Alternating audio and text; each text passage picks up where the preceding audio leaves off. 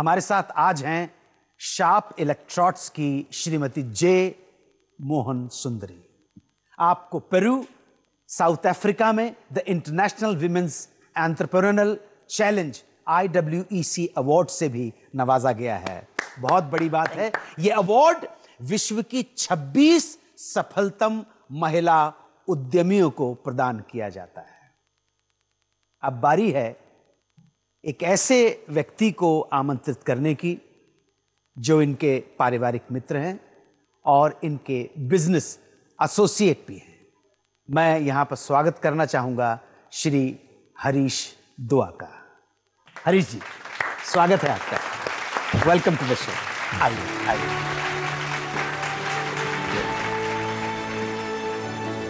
हरीश दुआ साहब, स्वागत है आपका। आज का एपिसोड बेस है मैडम की लाइफ स्केच के ऊपर, उनकी सफलताओं के ऊपर, उनके हार्डशिप्स के ऊपर। कितनी मुश्किलात का सामना करके आज वो इन ऊंचाइयों पर पहुंची हैं। आपका क्या एसोसिएशन रहा है इनके बिजनेस के साथ? मैं इनसे, इस शार्प परिवार से तकरीबन 30 साल से जुड़ा हूँ जी। और सिर्फ बिजनेस ही नहीं, इन 30 सालों में बिजनेस तो कहीं पीछे छूट गया।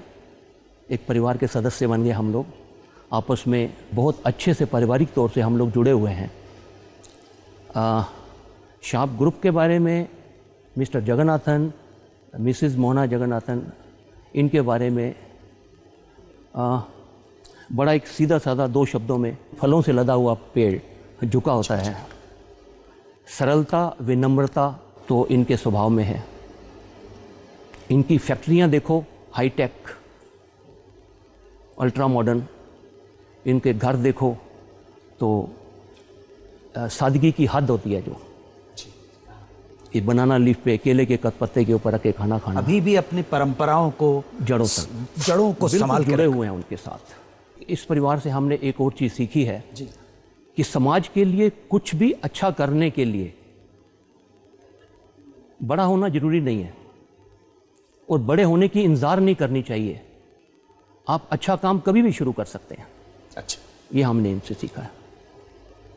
प्रॉफिट के लिए सारी दुनिया काम करती है, लेकिन उस प्रॉफिट में से आप अगर समाज में महिलाओं के लिए, बच्चों के लिए, कुछ और ऐसे लोगों के उत्थान के लिए जो इन्होंने कंट्रीब्यूट किया है, जितना मुझे जानकारी है, बिज़नेस में अगर देखें तो बिज़नेस में जब इन्होंने शुरू किया, वो प्रोडक्ट में continuous development in terms of automation, pump की बात करें तो उसको नई ऊंचाइयों तक लेके आज हिंदुस्तान में जितनी भी पंप कंपनीज़ हैं वो इनको फॉलो करती हैं। और आज वो पंप्स में जितनी भी आप खूबियां देखते हैं, मैं नहीं समझता कोई भी एक खूबी कोई और लाया हो। सब कुछ यही लाए हैं। चाहे ऑटोमेटिक वाइंडिंग थी, चाहे aluminium body. Yes, Pioneer in bringing new technology for domestic pump. और चाहे टाइम के साथ इन्होंने, मुझे आज बड़ा फ़ख्र है कि आज मैं जहाँ पे भी हूँ, आज हमारे पास तकरीबन बहुत सारी मल्टीनेशनल कंपनीज़ हैं जी। हम बहुत सारी स्टैंपिंग एक्सपोर्ट्स करते हैं, लेकिन आज भी हमारे पास ऐसा कोई दूसरा कस्टमर नहीं है कि जो वैल्यूज़ और जो चीज़ें इन्होंने जिस तरह से वैल्यूज़ के साथ बिजनेस करता है। करेक्ट, ईमानदारी के साथ। सिर्फ ईमानदारी की तो हद है। एज ए सप्लायर मुझे आज तक कभी भी इनसे कोई शिकायत नहीं है। इन्होंने क्वालिटी के लिए हमें इंस्पायर किया। आज हम जहाँ पे भी हैं, आज इनकी बदौलत हैं। Thank you very much Harish Dua साहब for being with us. Thank you so much. Thank you sir. Thank you, धन्यवाद इस शो में भाग लेने। Thank you. आज के हमारे शो की कथा की नायिका श्रीमती जे मोहन सुंदरी। अब बारी है उनसे मिलने की, जो हैं CEO रिलायंस कमर्शियल फाइनेंस के। मैं स्वागत करना चाहता हूं श्री KV श्रीनिवासन का। श्रीनिवासन साहब आइए। आज की कहानी सफलता की, कामयाबी की, दुख और मुसीबतों की, संघर्षों की, हिम्मत की, हौसलों की कहानी। बहुत ही इंस्पायरिंग कहानी। एक नए बिजनेसमैन के लिए कितना रिस्क फैक्टर कितना जरूरी होता है? बिजनेस में तो रिस्क लेना ही पड़ता है। अगर बिजनेस में रिस्क नहीं लिया तो फ़ायदे भी नहीं होते। Calculated risk. बिल्कुल, कैलकुलेटेड रिस्क में it is risk plus planning. Risk plus planning, that is called calculated risk. Means you got ought to have a plan B बिल्कुल रेडी हमेशा। तो फाइनेंशियल प्लान एक बनाना चाहिए। फाइनेंशियल प्लान का मतलब क्या है? फाइनेंशियल प्लान का मतलब ये है कि पैसे कहाँ से आएंगे, किससे पैसे इकट्ठा करना पड़ेगा, किसको देना पड़ेगा, कब देना पड़ेगा, क्यों देना पड़ेगा, और कितना जो पैसे बच जाते हैं कितना हमारे किटी में जाएगा, ताकि हम फ्यूचर के लिए या आगे चल के जो निवेश करना पड़ेगा पैसों की, उसका हम प्लानिंग कैसे करें। तो ये फाइनेंशियल प्लान हमको करना पड़ता है। इसमें 2-3 पहलू, एक तो प्लान हो गया जी। दूसरी बात यह है कि हमारे वर्कर्स, सप्लायर्स, बैंकर या फाइनेंशियर्स और गवर्नमेंट यानी टैक्सेस, इन चारों का पेमेंट्स सही टाइम पे सही तरीके से जाना पड़ेगा। ये दूसरी बात है।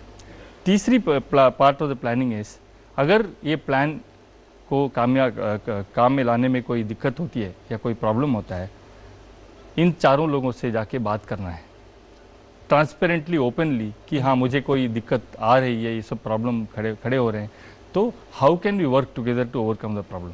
सोशल रिस्पॉन्सिबिलिटी पैसा कमाने के बाद, उसके ऊपर अगर आप 2 शब्द कह के कंक्लूड करना चाहें। मैडम की लाइफ उसका बहुत जीता जाता है एग्जाम्पल। बिल्कुल। देखिए, सोशल रिस्पॉन्सिबिलिटी और बिजनेस रिस्पॉन्सिबिलिटी 2 अलग नहीं हो सकते जी, क्योंकि बिजनेस भी सोसाइटी का ही एक हिस्सा है जी। करेक्ट। अगर मुझे बिजनेस अच्छा चलाना है तो मुझे सोशल रिस्पॉन्सिबिलिटी का भी एक कदर करना चाहिए, because if you are developing, जैसे इन्होंने वुमेन डेवलपमेंट में इतना काम किया है, it was also supplying labour to her company, right. If the women are more skilful, उनका जो प्रशिक्षण अगर अच्छी तरीके से होता है तो उनका भी मोटिवेशन लेवल ज़्यादा होगा, इनका भी उत्पादन बढ़ेगी, इनका भी प्रॉफिट बढ़ता है। तो जो प्रॉफिट निकल के आता है बिजनेस में से, तो she is investing it back to society. Thank you sir, thank you very much. Madam बहुत बहुत आभारी हैं। Thank you ji, thank you. आप आए यहाँ पर, thank you very much Srinivasan ji. Thank you very much madam. Thank you so much. छोटा सा प्रतीक चिन्ह मेमेंटो आपके लिए। Thank you so much, thanks a lot.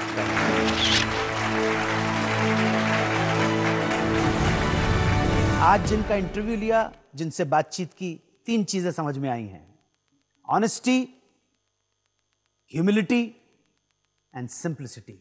ये याद रखिएगा, इन तीनों को बिजनेस में साथ लेकर चलेंगे तो असफलता दूर भागती है।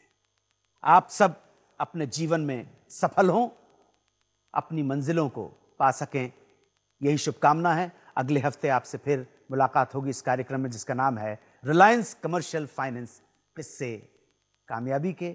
जय हिंद, वंदे मातरम।